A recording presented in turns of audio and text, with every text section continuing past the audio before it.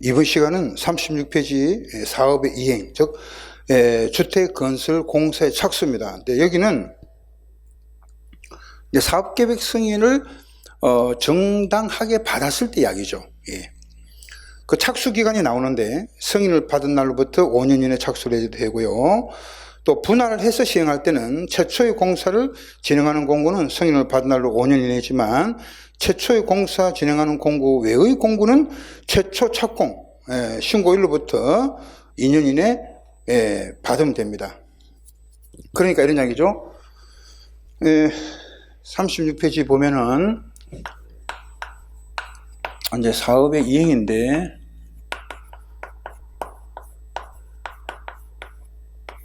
자, 그 중에서 말이죠. 우리가 분할하여 시행하는 게 있었어요. 분할 시행인데 적어도 이제 우리가 600세대 이상의 주택을 건설할 때는 분할 시행할 수 있다라는 규정이 있습니다. 그럼 이럴 때는 이제 공고를 나눌 수가 있다 그랬죠. 그러면은 이제 최초의 공고, 전체는 사업계획 승인을 600세대를 받았는데, 요거는 중간에 경계가 있다고 보면 6m 이상, 그 놔두고, 그 다음에 최초의 공고가 이겁니다. 그럼 나머지 공고가 이렇게 있어요. 그러면 요게 이제 5년 이내, 사업계획 승인 받은 날부터 5년 이내 착공을 해야 된다는 의무가 있고요. 이 나머지 공고는 이 최초의 공고 착공 신고,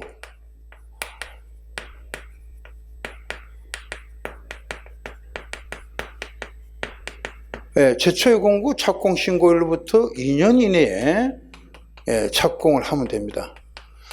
근데 이 최초의 공고는 사업계획 승인을 받은 날로부터 5년 이내 착공을 하지 않을 때는 이때는 사업계획 승인 자체를 승인 취소 가능하죠.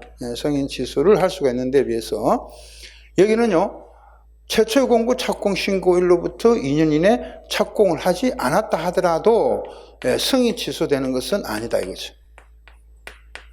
승인 취소는 되는 것은 아니다 이겁니다.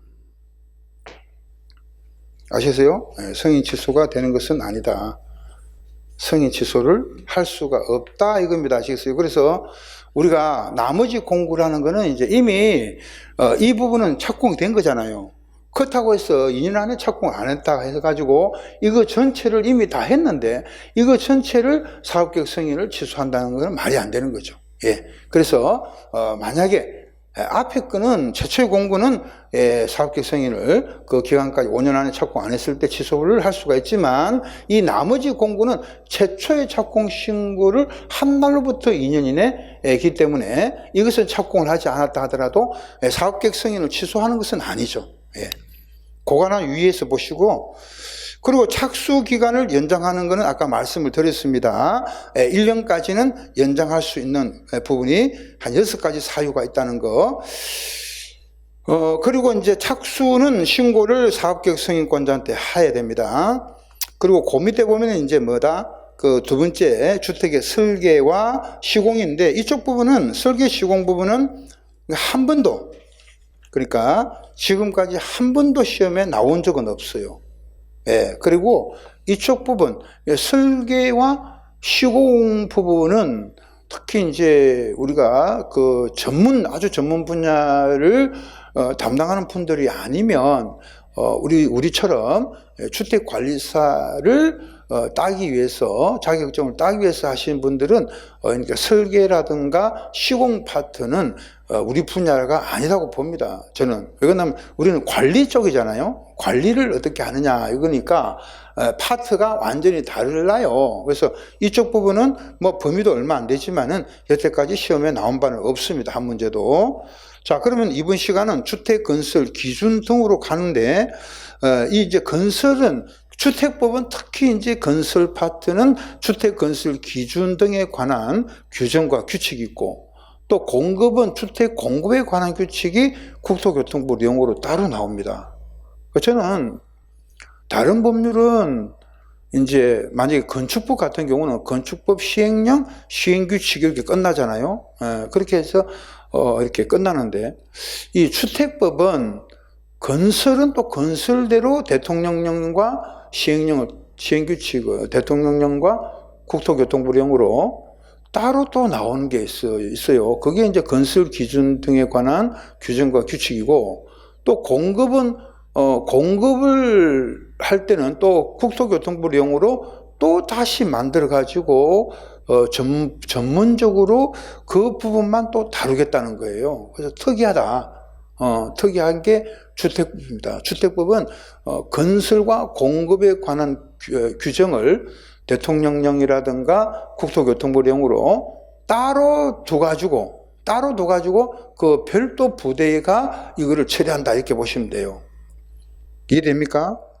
예, 그래서 이제 이 건설 기준이라는 것도 원래 주택법의 시행령으로 다 나와야 되잖아요. 근데 건설 기준은 따로 시행령을 만들어가지고, 대통령령으로 만들어가지고, 규정을 만들어가지고, 우리가 이거를, 그 규정에 따라서 건설회사가, 건설하도록 돼 있다, 이 말입니다.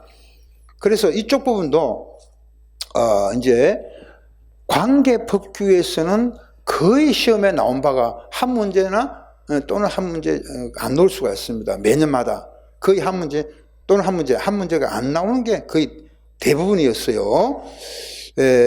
그래서 그러나 이제 우리가 실무에는 간혹 말이죠, 그런 부분들이 시험에 출제가 되는데, 자, 이번에 이제 그 22회입니까? 우리가 22회 시험에 그 42페이지 보십시오. 필요한 것만 조금 체크를 하고 이쪽 부분은 넘어가도록 하겠습니다. 그래서 42페이지를 보면은 그 공동주택 성능 등급 표시라는 게 있어요.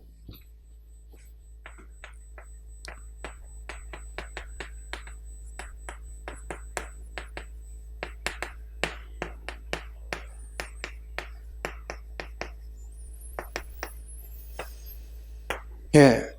이 공동주택 성능 등급 표시가 뭐냐면은, 우리가 500세대 이상을, 이제 작년 같은 경우는 1000세대 이상이었잖아요. 이제 올해부터는 이게 500세대 이상으로 바뀌었습니다. 또 500세대 이상의 공동주택을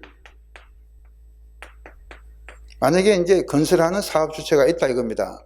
그러면은 뭐 500이 안 되면 이게 필요가 없어요. 근데 500세대가 넘는 주택을, 공동주택을 공급할 때는 주택의 성능이라든지 품질, 이런 것을 입주자가 알 수 있도록 등급을 받아가지고 그걸 표시를 해라는 이야기입니다. 등급을 받아서 그 등급을 입주자 모집 공고에다가 표시를 해라는 이야기예요. 어디다가 표시하라고? 입주자 모집을 할 때 일간신문에 공고하잖아요. 예? 그 입주자 모집 공고를 일간신문에 하게 되는데, 이 공고에 표시를 하게 돼 있어요. 표시를. 예? 근데 이분들이 어디다가 시험 문제가 어떻게 나왔냐면은, 입주자 모집 공고, 요거를 칼로를 딱 치부린 거예요. 작년 같은 경우는 1000세대 이상이 되겠죠. 예, 그래서 이렇게 해서 올해 이제 500세대 이상으로 바뀌었는데, 500세대 이상의 공동주택을 건설할 경우는 주택의 성능 등급 표시를 어디다가 표시하게 됐냐, 어디다가. 요거를 칼로를 탁 치워버렸네? 그러면 뭐라고 써야 돼요, 지금? 입주자 모집 공고를 분명히 써야 됩니다. 근데 시험장에 가서 이게 생각이 나겠냐고, 지금. 입주자 모집 공고, 이게 지금 여러분들은 많은 책에서 보니까 꼭 할 것 같죠? 막상 시험장에 가보세요. 아무것도 생각이 안 납니다. 멍합니다. 백지처럼요, 머릿속이 갑자기 백지가 돼가지고요, 생각이 안 나요. 멍해져요. 그래서 이게 쉽게 나올 수 있는 용어는 아닙니다. 그래서 상당히 어려운 부분이었는데, 이게 쉬운 게 아니었어요. 보통 이제 우리 시험은 이제 1000세대, 작년 1000세대가 올해가 이제 500인데, 이 500 이런 걸 강조를 많이 하죠. 선생들이. 500이 넘을 때만 이렇게 입주자 모집 공고에 표시합니다. 이걸 강조 안 한다고, 되게. 그죠? 근데 그런 예상을 깨고 숫자보다도 더 중요한 게 어디다가 표시를 하느냐. 공동주택의 성능 등급 표시를 어디다가 하느냐. 요걸 칼로를 딱 치버리니까 이게 바로 뭐냐, 의표라고 합니다. 되게 사람들이 의표라는 게 뭐냐면은 약점이죠. 약점. 예. 사람마다 약점이 있어요. 나는 뭐가 약점이냐? 그 약점은 누가 잘 압니까? 본인이 잘 압니다. 예, 나는 뭐가 약점이다. 예. 그러니까 본인보다 더 잘 아는 사람은 없습니다. 근데 공부를 할 때 여러분들이 자기 약점이 발견이 되면은요, 그 약점을 바로 시정을 해야 됩니다. 이제는. 그래서 여러분들이 뭐가 약점이냐? 본인이 잘 알고 있잖아. 만약에 뭐 민법이 조금 이해가 안 된다. 민법이 약점이에요. 또 예를 들어 회계 원리 잘 안 된다. 나 계산 문제가 어렵다. 그게 약점이잖아. 그래서 그게 될 때까지 수없이 수백 번 반복을 해야 됩니다. 예, 여기도 어려운 문제라고 보면은 한없이 어렵지만은 늘 이 문제를 접하고 있는 분들은 이게 쉬운 문제일 수도 있습니다. 그래서 어떤 분은 쉽게 느껴지는다는 것은 그만큼 뼈저리게 공부를 한 분들이 많았고, 근데 좀 어렵게 느껴지는 분들은 건성으로 분명히 보신 분들은 어렵게 느껴질 것입니다. 그건 당연합니다. 예. 그러면은 이제 저는 과거에 우리 시험에는 딱 한 문제가 여기 나왔는 걸로 기억을 하는데, 그때는 이제 등급 표시에 등급의 종류가 나온 거예요. 그러니까 경량충격음, 중량충격음, 화장실 소음, 경계소음 등 소음 관련 등급. 그러니까 등급이 첫 번째 소음 관련 등급도 있고, 등급이 종류가, 그 두 번째 보십시오. 리모델링 등에 대비한 가변성과 수리 용이성 등의 구조 관련 등급도 있고, 구조 관련. 또 세 번째 보십시오, 여러분들. 환경 등급 나오죠? 예, 조경이라든가 이런 거. 환경 관련 등급이 있고, 또 환경 관련 등급이 있고. 그 다음에 이제 생활환경 관련 등급이라는 게 있잖아요. 생활환경 관련 등급. 그 다음에 마지막으로 뭐가 나오냐면 화재, 소방, 피난안전 등의 화재, 소방, 안전 관련 등급이라는 게 있어요. 예? 화재, 소방, 안전 관련 등급이란 말이죠. 그 등급이 몇 개 딱 떨어져요? 5개죠. 그러니까 이 등급이 5개가 다 표시가 돼야 되는 거예요, 지금. 예? 예, 그래서 등급을 부여받아가 등급 인증기관한테 등급을 부여받아서 그 표시를, 예, 등급 표시를 하게 됐다는 거죠. 그럼 공동성능 등급 표시가, 만약 우리 아파트 지을 때 입주자 모집 공고할 때, 야, 우리 아파트는 소음 관련 등급은 A 등급으로 하겠다. 구조는 B, 환경도 A, 뭐 이런 식으로 등급 표시를 딱 한다는 거지. 그럼 등급 표시대로 건설해야 된다, 이런 이야기예요. 그러니까 이런 5개 등급 중에서 아닌 것, 과거에는 우리 시험에 공동주택 성능 등급 표시가 아닌 것을 골라라. 여기 사회 관련 등급이라는 게 없잖아요. 맞습니까? 또 자재 관련 등급. 과거의 시험에는 이 자재, 건축 자재 관련 등급이라는 게 이제 표시가 돼가지고 아닌 걸 골라라. 이게 아닌 거잖아요. 그죠? 그런 식으로 시험에 나왔었는데, 이제는 뭡니까? 가감하게 이분들이, 출제자분들이 이제는 그런 예상을, 객관식 이런 예상을 깨고 바로 어떻게 이런 걸 갖다가 막 칼로를 치버린다는 거예요, 이제는. 예? 그래서 그런 걸 보면 22회 시험에 나왔으니까 최근 시험이잖아요. 그런 거 보면 여러분들은 이제는 꼼짝없이 그 문장을 정확하게 우리가 알고 있어야 되겠다는 겁니다. 이제는 등급은 5개 등급을 다 외워야 되고, 또 거기에다가 어디다가 등급 표시를 하느냐, 입주자 모집 공고에다가 한다는 겁니다. 되겠죠? 이렇게 이제 공동주택 성능 등급 표시 하나만 가지고도 시험이 이렇게 정확하게 알지 못하면은 시험이 어렵게 느껴진다는 겁니다. 그 다음에 이제 나오는 게 바닥 충격음 성능 등급 인증이라는 게 있는데, 자, 이 바닥 충격음 성능 등급 인증은요, 한 개만 하십시다. 한 개만. 어떤 거냐면은 유효기간입니다. 유효기간인데, 일단 유효기간은 44페이지 보십시오. 저는 이쪽 부분은 아직 시험에 한 번도 나온 적이 없고 책에서는 이제 이게 규정 자체가 나온 지 얼마 안 돼요. 그래서 시험에 내더라도 아주 어렵게 내지는 않고 우리가 결정적인 것 뭐 그런 것만 내겠죠. 근데 44페이지 보면은 중간에 반달갈로 7번에 보면은 성능 등급 인증의 유효기간이 나와요. 그럼 동그라미 1번에서 44페이지 중간 반달갈호 7번 성능 등급 인정의 유효기간 등 해서 나오죠. 동그라미 1번을 읽어보면 공동주택의 바닥 충격음 차단 구조의 성능 등급 인정의 유효기간은 그 성능 등급 인정을 받은 날로부터 5년으로 한다. 그러니까 한번 인정을 받게 되면요 5년까지는 그 효력이 있다 이겁니다. 아시겠어요?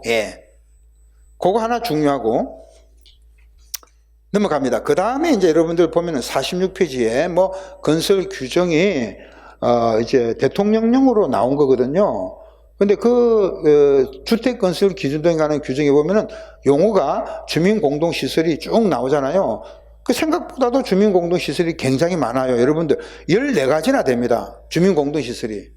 그러니까 우리가 아파트에 흔히 알고 있는 주민공동시설이 우리가 한 개도 알기 힘든데 14가지나 주민공동시설이 있는 겁니다. 대표적으로 경로당, 어린이 놀이터, 어린이집, 주민운동시설, 도서관, 도서실이라 그럽니다.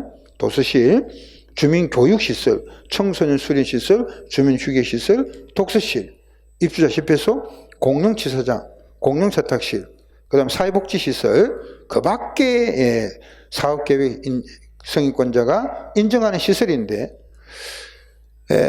1번에서 14번까지 중에서 여러분들 하나 조심해야 될 게 있습니다. 뭡니까? 10번의 입주자 집회소입니다. 입주자 집회소는 주민공동시설이고 이 주민공동시설은 여러분들 그 복리시설입니다.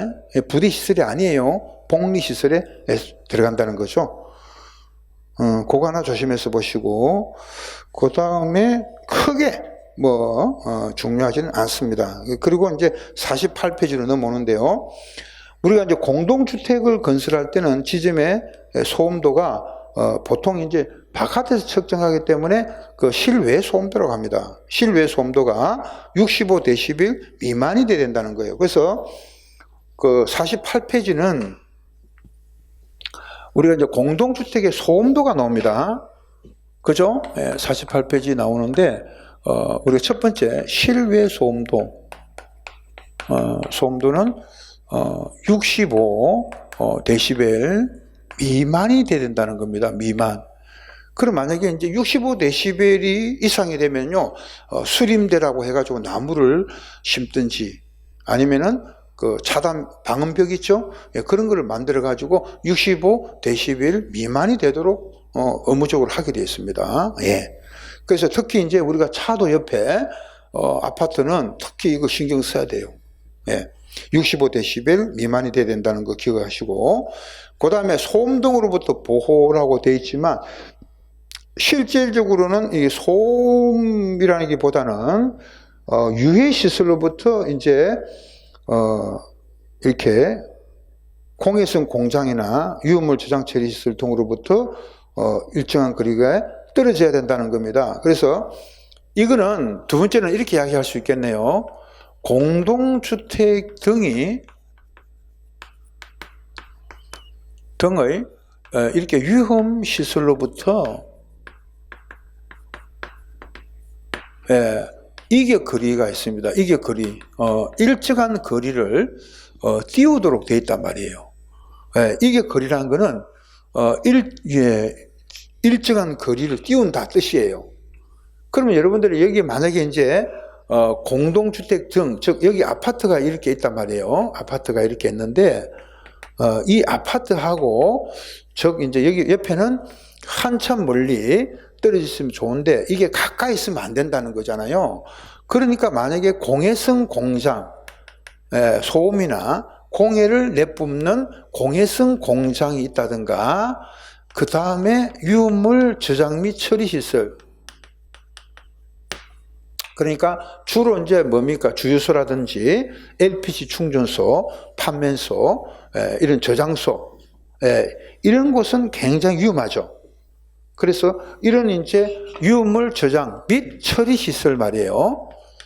그리고 처리 시설 등이라고 합시다. 이런 유해 시설로부터 거리 제한이 있습니다. 유해 시설로부터. 위험 시설인데 위험하고 해롭다 그래가지고 유해 시설이라고 그럽니다. 유해 시설. 위험도 하지만은 해롭다 이겁니다. 해롭다. 유해 시설로부터 이게 거리 제한이 있습니다. 그럼 아파트와 이 공해성 공장이라든가 유물 저장 및 처리 시설로부터 얼마 정도 띄워야 되냐? 50m 이상입니다. 이게 50m 이상이 원칙입니다. 그래서 보시게 되면은 유치원이나 어린이집, 경로당 다 이제 이 공동주택의 범위에 포함을 시켜서 그냥 우리가 공동주택 등이라고 하잖아요. 그런데 예외는 물론 있어요. 예외는 있지만 원칙만 여러분들이 보시는 겁니다. 그 다음에 나오는 게 이제 세 번째가 공동주택의 배치라고 되어 있는데, 자, 요거는 뭐냐면은 여기 이제 아파트가 이렇게 있지 않습니까? 그죠? 근데 여기 이제 그 인면도가 되는데 여기 이제 주차장이나 또는 차도가 여기 있습니다. 차도. 그럼 주차장이나 차도가 바로 이렇게 붙어 있으면 곤란하니까 2m 이상을 이렇게 띄우게 돼 있단 말이죠. 이것도 2m 이상 거리를 둔다는 겁니다. 그러면 공동주택의 뭐로부터? 외벽으로부터, 공동주택, 아파트로부터, 외벽으로부터 적어도 주차장이나 차도가 있을 때는 2m 이상의 거리를 띄우도록 돼 있단 말이야. 그죠? 그럼 이 2m 이상의 거리를 띄워가지고 이 거리 띄우는 이쪽 부분은 뭐 할 거냐? 화단 있죠, 화단. 화단을 조성을 하든지 나무를 심든지 요거는 여러분들이 알아서 해라는 이야기예요. 조경을 하든지 뭐 화단을 심든지 이런 거는 알아서 해라. 그래서 적어도 완충작용, 그러니까 외벽을 건드리지 않도록 만약에 차도나 또는 주차장하고 거의 공간 없이 만약에 짓게 허락을 해버리면은 차를 이렇게 주차하는 과정이나 차가 지나갈 때 외벽을 받을 수가 있습니다. 그렇죠. 그래서 그런 거를 막기 위해서는 적어도 2m 이상의 거리 제한을 두고 거기에다가 화단을 조성하든지 또는 뭡니까? 조경을 설치하든지 해서 그런 것을 막을 수가 있다. 그 다음에 이제 지하층은 활용을 하는데 주로 이제 근린생활시설 등으로 주차장 등으로 활용을 하지만 안 되는 게 있습니다. 뭐냐면은 정수장이나 양수장은 활용이 안 돼요. 만약에 지하층에 정수장이나 양수장이 있다 그러면은 다 물이잖아. 물인데 그 물이 어떻습니까? 그게 결국은 시멘트를 나중에 물리작용에 의해서 시멘트를 갖다가 이렇게 뭐죠? 부식하는 작용이 있죠. 철근과 시멘트를 부식하는 작용 때문에 지하층에는 양수장이나 정수장은 설치 못하는데 변전소는 원칙적으로 안 되지만은 예외적으로 우리가 일정한 요건만 갖추면 인정이 되는 경우도 있습니다. 그 다음에 그 5분의 주택과의 복합 건축 있죠. 이쪽은 시험에 출제하기가 굉장히 까다로워요. 이거 한번 내려 그러면은 다 언급을 해야 되니까 출제하기가 까다로워서 내기가 힘들어요. 이거는 기술적으로. 그래서 여러분들은 이때까지 한 문제도 나온 적도 없고 안 봐도 좋겠습니다. 넘어가도록 하고, 그 다음에 이번 시간은 바로 51페이지 나오는 그 경계벽이 나옵니다. 경계벽.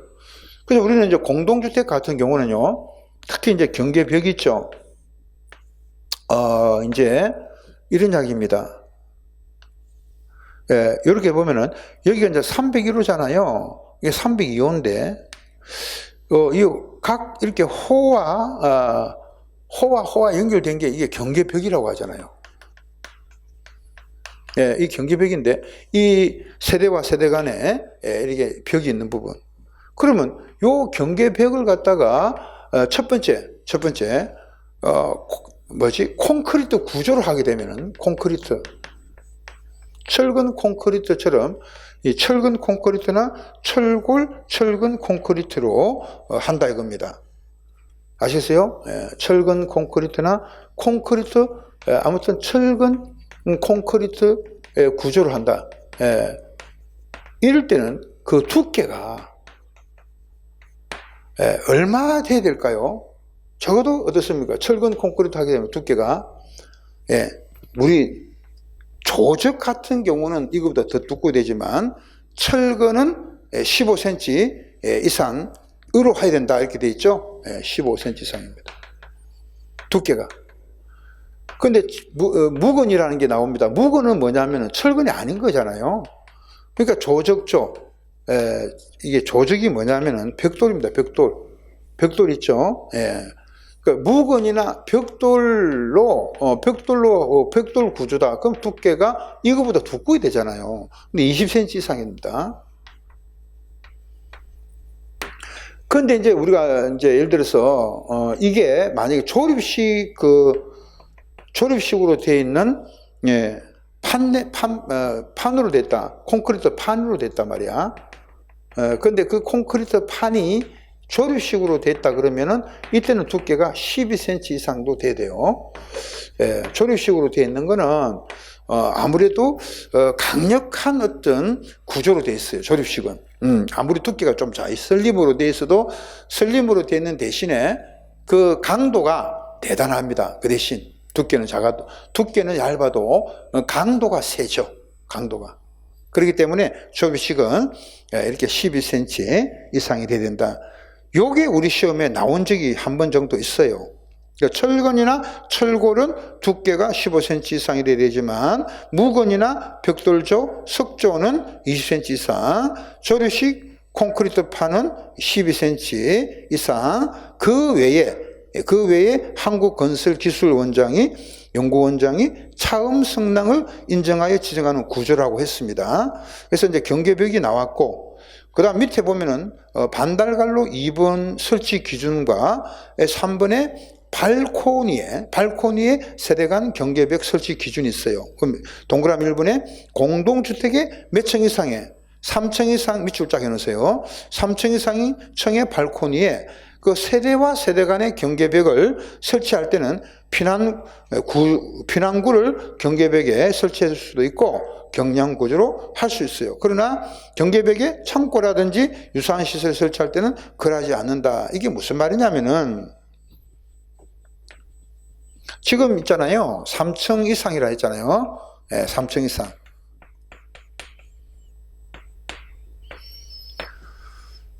그러면은 이제 여기가 301호고, 302호고, 303호 이렇게 쭉 가겠죠. 여기 이제 계단이 이렇게 있고, 이렇게 쭉 갑니다. 304호, 305. 이렇게 출입문이 여기 있어요. 각각의 출입문이 이렇게 있고, 여기 이제 여기 직통 계단이 이렇게 있습니다. 근데 302호가 화재가 난 거예요, 지금. 근데 이제 여기 다 발코니가 이렇게 다 집집마다 발코니가 이렇게 있겠죠. 302호가 화재가 나가지고 이쪽까지도 301호가 갇혀 있다 이 말입니다.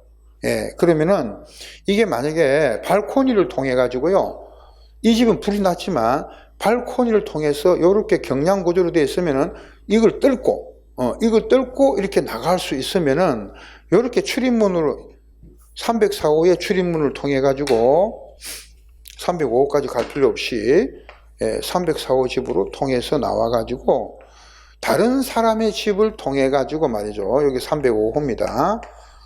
이렇게 이제 뭡니까? 피난할 수도 있겠죠. 여러분들 생각해 보면. 그렇죠. 동선이 301호의 식구들이 이렇게 피난해서 경량구조로 되어 있으면은 요게 이제 발코니에 경계벽을 뚫고 피난구를 만들었다 그러면 피난구를 뚫고 나와가지고 이렇게 계단을 통해서 대피를 할 수가 있습니다. 맞습니까? 그런데 이제 어떤 게 단서가 있냐면 우리나라는 요 단서 때문에 안 되는 거예요, 지금.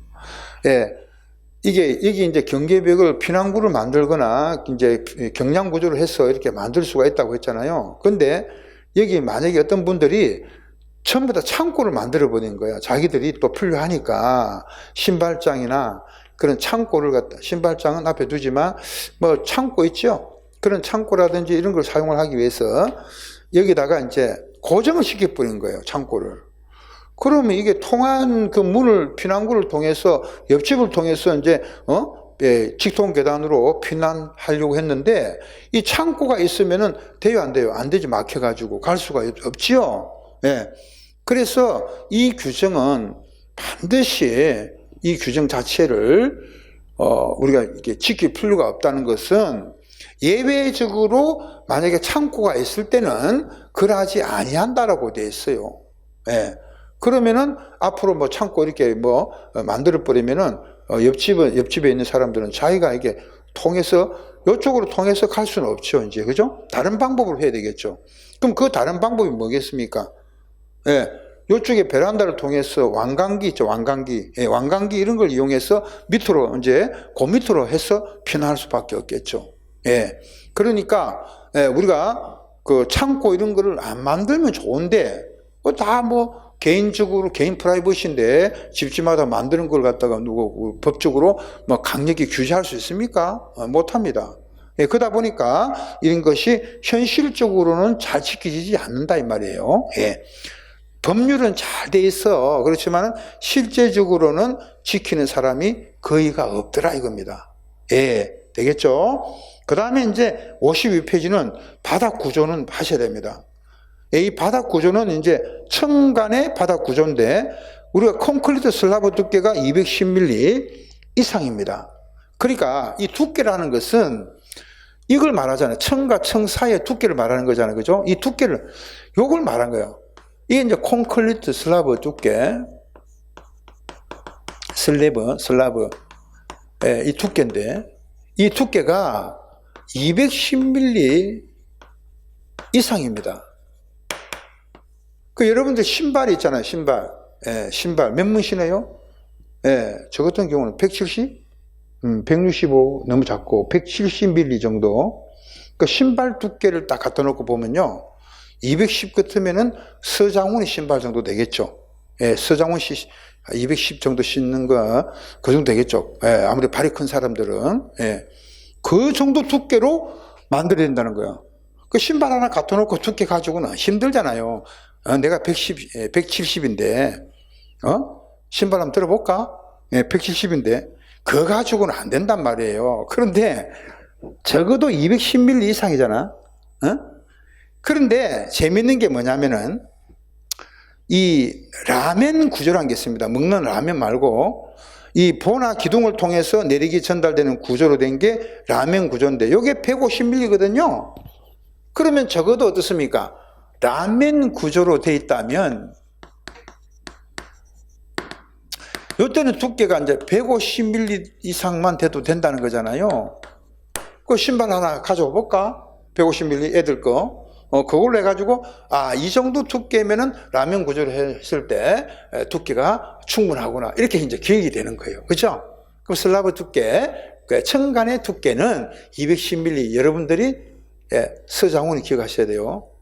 또 시험장에 또 가서 서장훈 신발 두께 하시면 안 돼요. 그냥 210 하시고, 먹는 라면 말고, 라면 구조로 됐을 때는 150mm 이상이다. 되겠습니까? 예. 요 층간, 바닥, 두께입니다. 그러니까 이 공동주택을 지을 때는요, 경계벽도 두께가 중요한 거고, 그 바닥 두께도 중요하단 말이에요. 바닥 두께도. 공동주택은요. 왜? 소음 때문에 그렇잖아요.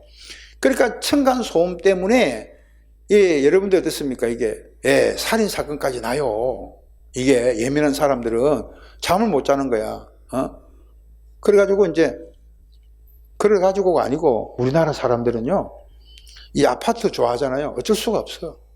아파트 좋아하는 사람들은 어쩔 수가 없고, 또 외국에는 아파트가 거의 없어요. 전부 다 나홀로 단독주택입니다. 그래서 이제 이 생활 환경도 다르고 문화도 다르기 때문에 생각하는 것도 많이 달라요. 이해심이 부족한 것 같아요. 우리는 모여 사니까 너무 모여 좀 이제 흩어 살아야 돼. 이제 흩어 살아야 이제 남 중요한 것도 알고, 예의도 갖추게 되는데 이게 모여 사니까 말이죠. 이게 사람이 마음이 너무 급해지고 말이죠. 부딪히니까. 예민해지고 그런 것 같아요. 좋습니다. 그 다음에 이제 그 밑에 나오는 뭐 벽호나 창호인데 이 결로 방지, 우리가 이제 겨울 오면요, 이 공동주택은 바닥하고, 외부하고 바깥 공기와 안 공기가 차이가 많이 나기 때문에요, 이 물이 축축 흘러버려요. 이게 문을 꼭 닫게 되면은. 그래서 이 결로가 생기는데, 이 결로라는 거는 이제 어차피 외부 그 온도 차이 때문에 그러기 때문에 겨울에는 창문을 자주 열어줘야 돼요. 창문을. 그래 이제 맞벌이 부부는 창문을 열어주는 게 아니고 다 어떻습니까? 아침 새벽에 일하러 갔다가 밤늦게 돌아오는데 무슨 문을 열어놔. 그러니까 이게 말이죠, 결로가 많이 생기죠. 어쩔 수 없이. 예. 그래서 이제 일단은 500세대가 넘으면은 결로 방지를 하기 위한 결로 방지 상세도라는 게 있는데, 이거를 설계 도서에다가 포함을 할 의무가 있다는 거고요. 그 다음에 이제 승강기인데, 승용 승강기는 6층 이상은 대당 6인승 이상의 승용 승강기를 설치하는데, 비상용 승강기는 10층 이상이고요. 화물용 승강기도 10층 이상이에요. 그럼 선생님, 만약에 10층 이상은 화물용 승강기도 설치하고 비상용 승강기 설치해야 됩니까? 그렇습니다. 그런데 대개 이제 승강기 만들 때 이 화물용과 비상용 이렇게 구조를 하기 때문에요, 이 두 개를 같이 겸할 수 있는 승강기를 아예 만들어 버리는 게 낫겠죠. 그러니까 예를 들어서 처음부터 이렇게 이제 10층이 넘어버리잖아요. 그럼 어차피 비상용 승강기 구조를 해야 되고 또 화물용 승강기를 설치를 해야 되니까 이 두 가지 기준을 맞도록 설치를 해버리면 되는 거예요. 그럼 두 가지를 맞도록 설치하면은 따로따로 한 대씩 설치를 안 해도 된단 말입니다. 예. 그 다음에 계단입니다.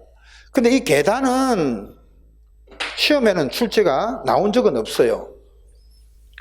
근데 왜 지금 이제 우리가 중급 과정에서는 한 번 정도 제가 계단만 언급을 하겠습니다.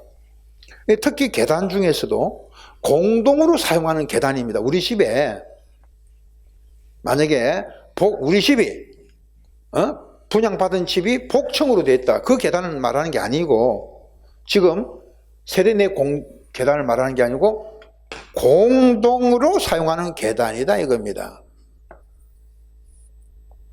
계단 한 개를 보면은 이 그림이 나오잖아요. 그죠? 예. 그러면 여기 보면은 53페이지에 보면은 그게 나오잖아요. 53페이지 나오는데 계단입니다.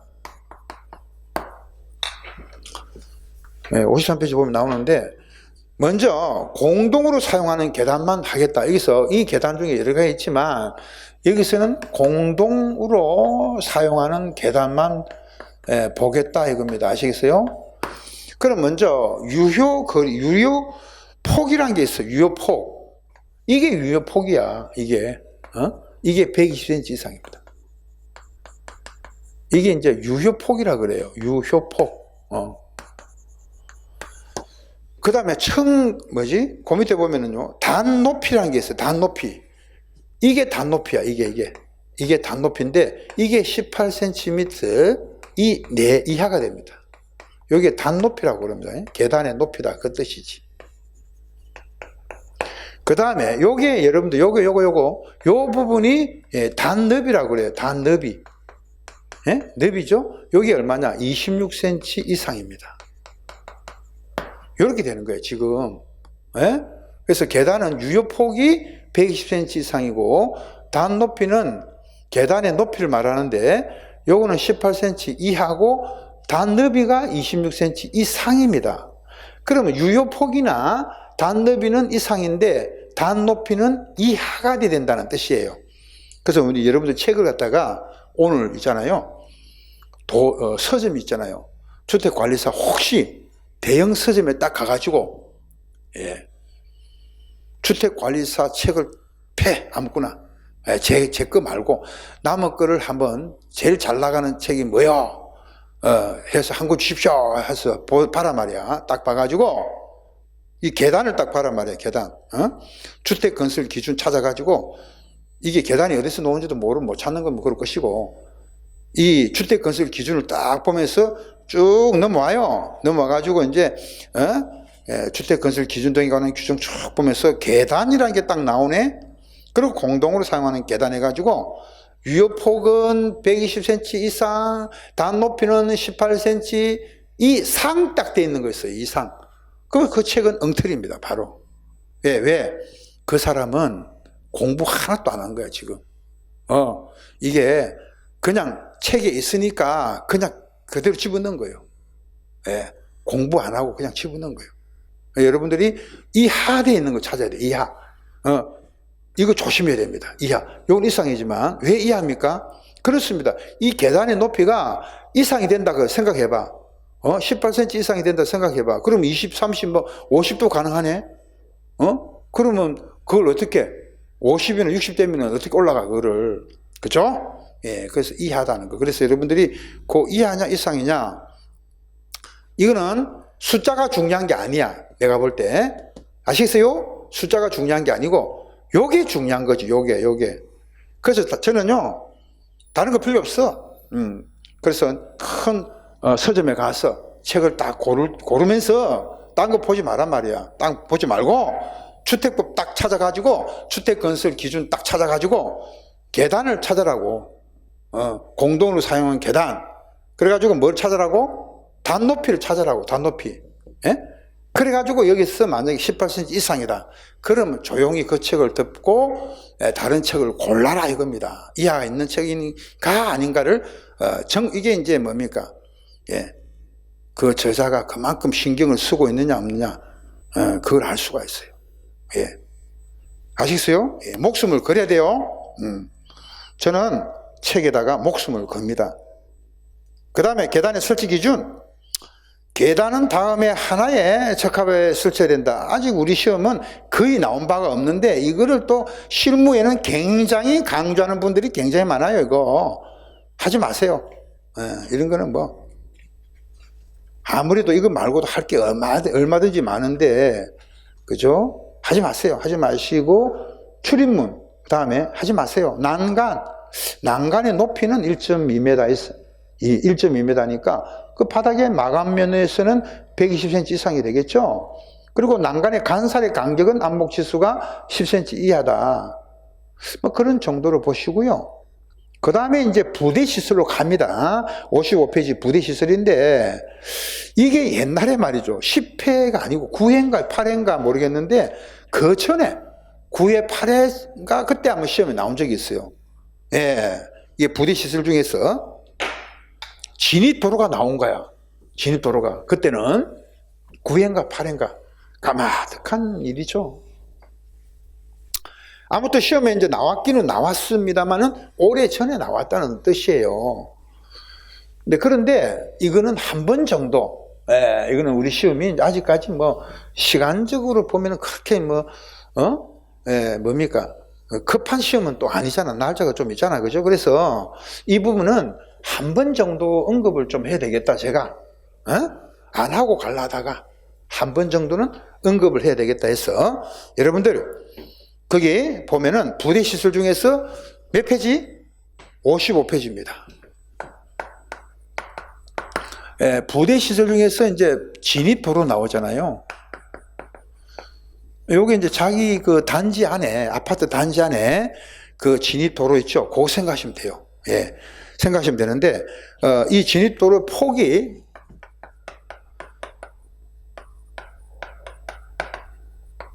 이제 문제가 되는데, 그 진입도로가 한 개인 경우에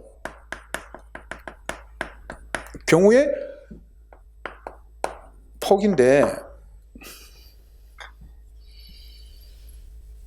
진입도로가 한 개인 경우와 하나인 경우하고, 그리고 진입도로가 두 개 이상인 경우,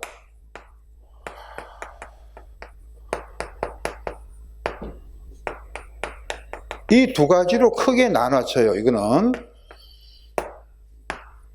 그럼 한 개, 진입도로가 한 개다 이 말은요, 이렇게 보시면 되겠죠. 자, 이게 이제 단지가 이렇게 있으면, 이제 이렇게 들어가는 진입도로가 이렇게 있습니다. 요 폭을 물어본 거예요, 지금.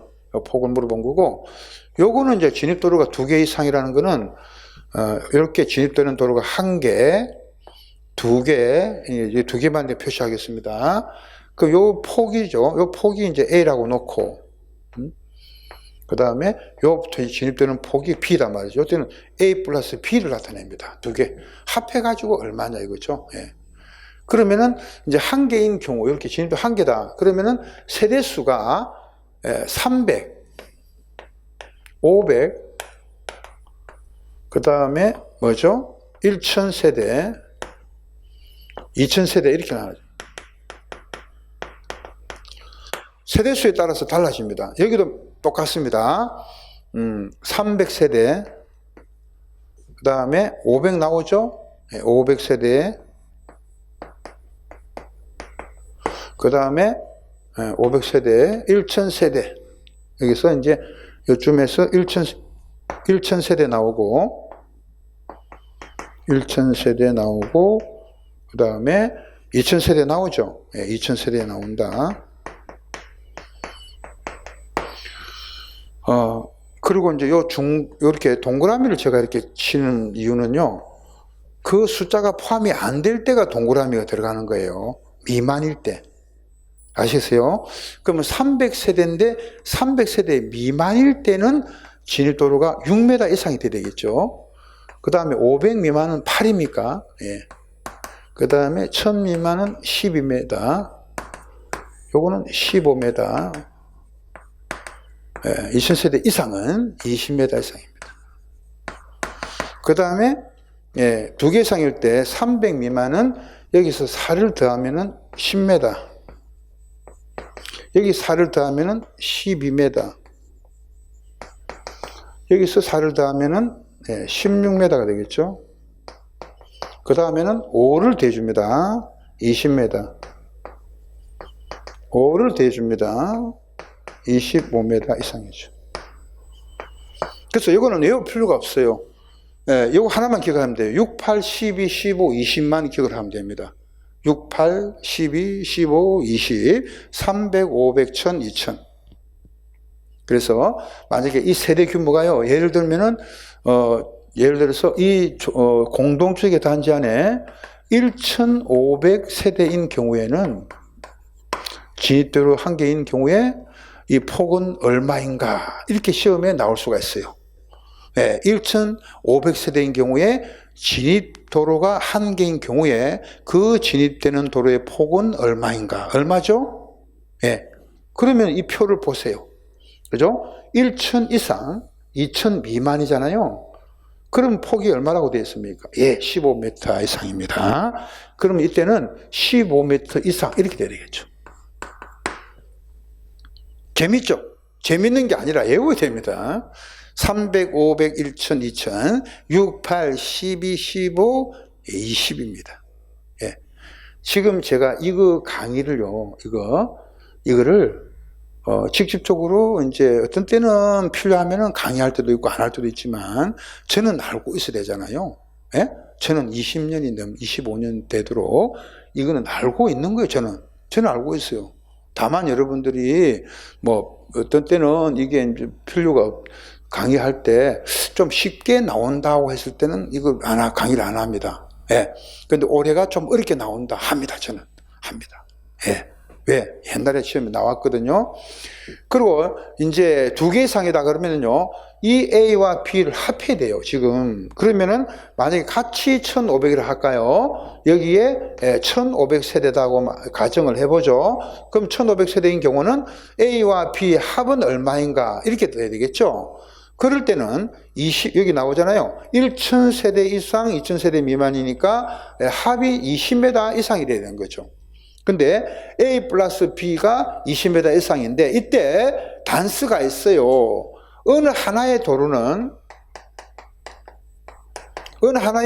진입도로가 적어도 4m는 넘어야 됩니다. 우리가 4m 이상이 돼야 된다. 그런 뜻이에요.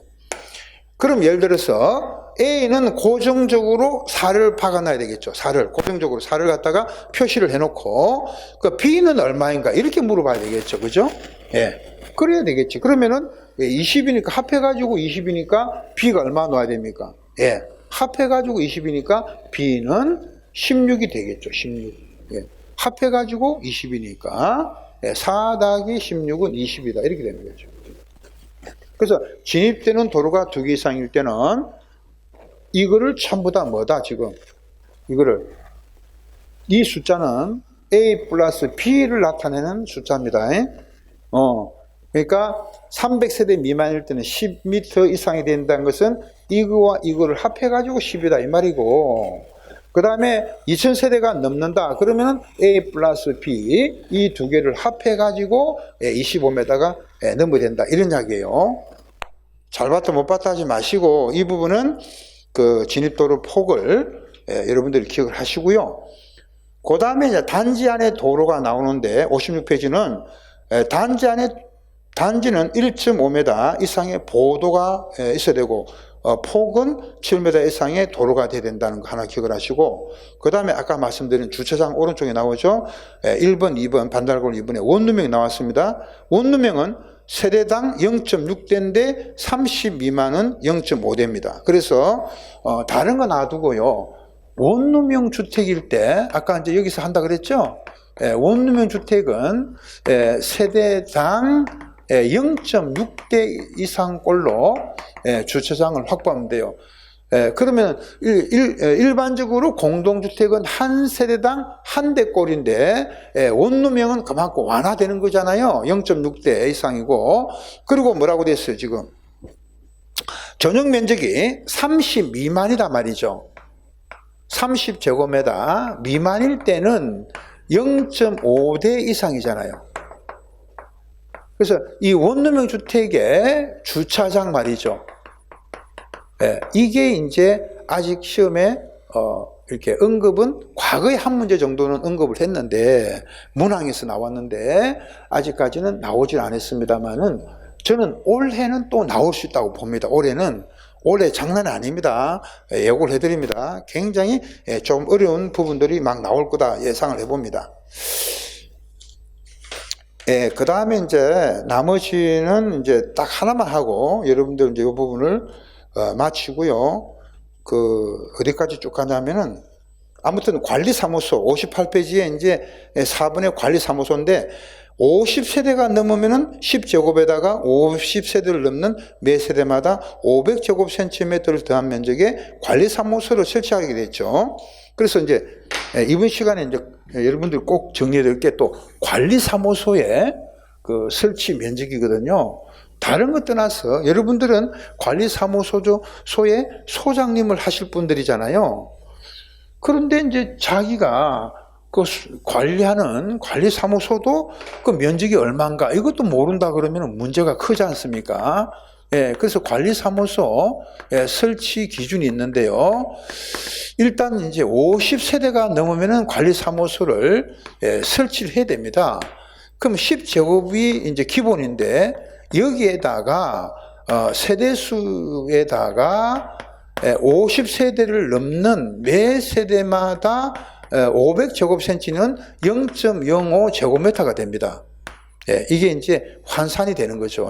500제곱센치미터를 환산하면은요, 0.05제곱미터가 됩니다. 이거는.